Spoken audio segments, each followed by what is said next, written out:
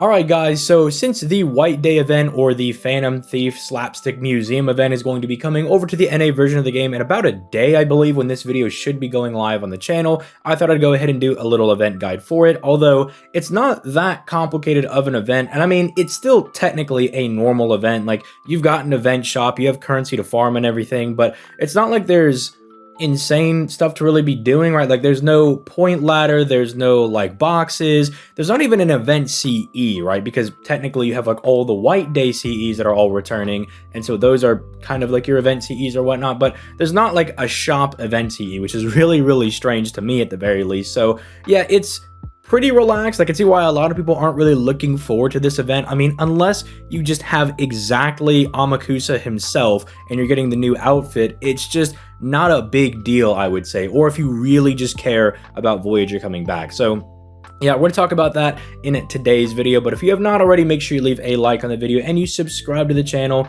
for that daily FGO content. Also, make sure you peep those links down in the description down below, because you'll see my Twitch down there, where I stream every weekday starting at 6 p.m. Eastern Standard Time. And, well, this Saturday, I'm going to be having a little bit of a bonus stream, if you will. At 5 p.m. Eastern Standard Time, I'm going to be hosting a Yu-Gi-Oh! Master Duel tournament with a $100 cash prize going to the winner. But there's a catch: custom ban list. You can check the Yu-Gi-Oh!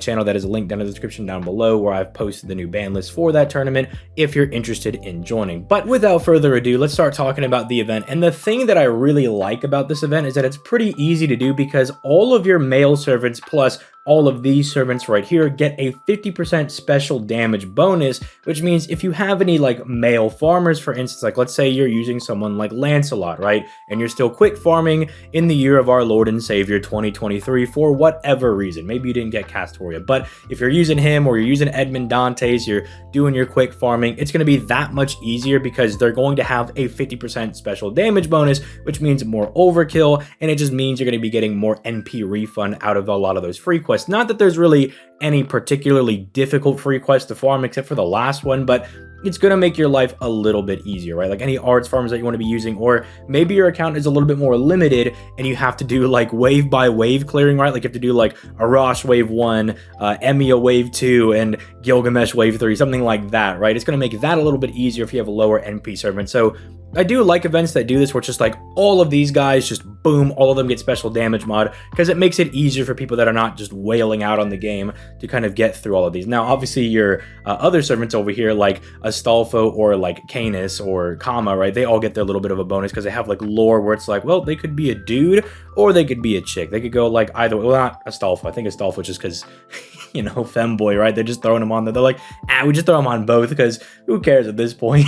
So they just slap him on both. But yeah, for some of the other ones, I'm like, oh, cool. It's like a little like lore thing that they're throwing on there. So I think that's really neat as well. Amakusa obviously gets a 100% bonus, but I mean, you're not really going to be using Amakusa for any free quest farming. You're probably going to be able to use him for the challenge quest if you want to do that, but aside from that, you're not going to use him for like a wave clear or anything. But I mean, it's nice that he gets 100% if you want to be that guy. Also, all of the like White Day CEs are going to be available, and you're going to be able to use them to get drop bonus. So that's really nice if you decide to summon on like the Amakusa banner or on the Voyager banner, because you might be saying, all right, I see that like there's a summoning campaign over here with Amakusa, but you know, where is Voyager? I heard that Voyager was going to be coming back. Well, for whatever reason, they haven't like announced it yet, but we should get it, right? Because, well, not this.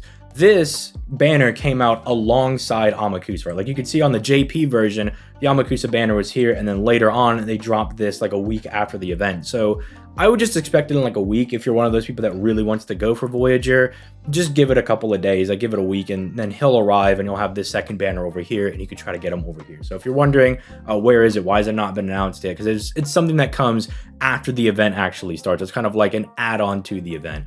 Another thing too, I'm just like remembering this for this event and for this whole campaign. Make sure you log in every single day, because you do get tickets. You will get tickets, and even if you're not going to be summoning on either of these banners, it's going to be very good for any future servants you're going to be wanting throughout the year. So just make sure you go ahead and snag those to make your life a little bit easier down the road. But yeah, aside from that, I mean, the free quests, like I mentioned, none of them are like particularly hard. They're all just normal 333 nodes, except for the last one down here, which looks like, I know it's ironic because I was just saying that like, oh yeah, all the male servants are getting a 50% special damage bonus. Would be really cool if, or it's going to be really cool for like farming. but I'm going to be using Artoria for this one probably. Like, this looks like a node where you could just use Artoria. My Artoria is not only Grailed, but she's NP2, so she's probably going to have an easier time doing something like this. It's funny because I just used her for the last high node for the Valentine's event, right? So it's just, I don't know, I find it funny that I'm like, I'm just going to use Artoria for this one as well. Maybe I'll try to make Arthur work. I don't know. Maybe I'll try to let him have a crack at this, but I don't know. Like, what is that? Enkidu's not counted as like a super large or anything, so I don't even know with the damage bonus if my MP1 Arthur is going to be up to the challenge over here of taking out the Enkidu. I don't even know if he could take the little guy. Well, no, okay, so they're super large. Never mind. So they're super large. So he might be able to take out that guy. I don't know about Bingu over there. He might struggle with that, but yeah, realistically, it's just kind of go in, farm, get stuff done. There's no missions or anything to do. There's no point ladder. There's no boxes that you're farming, right? So it's really not all that insane. It's not like that difficult of an event, which is nice if you were really farming Valentine's really hard, or you were struggling to get some of the points and whatnot, and you need a little bit of a break. But I mean, even the event shop, just oddly, there's no event CE. And again, I get it because, you know, all of the White Day CEs are technically going to be your event CEs, but, you know, I'd at least like something, right? Like some event CE thrown in here, because other than that, this is just all like normal stuff. Like, yeah, you can get like your meteor foe, you can get your EXP cards, not even 5-star EXP cards, by the way, but just like normal run-of-the-mill stuff, right? It's just, I don't know. Like, I think they could have done a little bit more. This might have been one of those situations where Lasengo maybe should have just added something to the event, like slap something on there, because all it really is at this point is just 2 banners, right? Like, you're just slapping on, like, here's the Amakusa banner over here. If you want any of these CEs, they're going to be available, but it's just his banner and Voyager's banner. I guess there's some buffs, right? It's not over here for some reason. That's very strange. I have to find it over here. Do I have to actually like go and look for it? It's like supposed to, there's supposed to be like the update where like Jinkei, Amakusa, and someone else gets their buff, but it's not even on here. Why is it not listed here? That's very strange. Okay, I don't know, but like that was the only thing that I really cared about it when it came to the JP version of the game, was everybody getting their buffs, because it was like, whoa, Amakusa's buff, like he's finally got like his last buff. He can do like really crazy stuff with it now.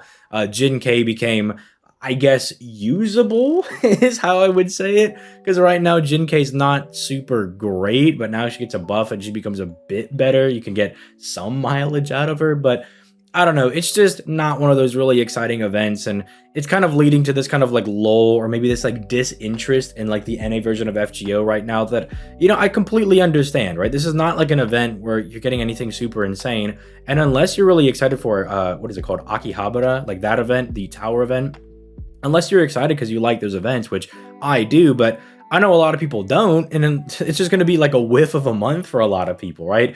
Thankfully, we have stuff like Grail Live coming up, and potentially maybe we'll get some information about Lost Belt 6 coming out early if they still want to go ahead and do that, or if they're just going to release it at a normal time in like May or June or something. Who knows what they're doing with that at this point, so I don't know. The best I could tell people is that, like, yeah, just farm the event, log in, use your natural AP, I suppose, and at least log in for the tickets, do the upgrades for the servants, right? Because everybody should be able to do Jinkei, but yeah, I don't know. I definitely get why a lot of people were just like, can't they just skip this event? I'm like, honestly, they probably could. I don't even remember the story being all that interesting for it either, which is unfortunate because Amakusa got a really cool outfit for it, but yeah, I don't know. You guys can let me know in the comments down below how you're feeling about this one, because I'm not super stoked for it, but I'll play it. You know, I'll go get the materials. It's just in a material grab, and I'll do the rank ups and everything, but I don't know. Like, even the challenge quest I just found to be like a slog to do, because you have to just fight like 800 billion people.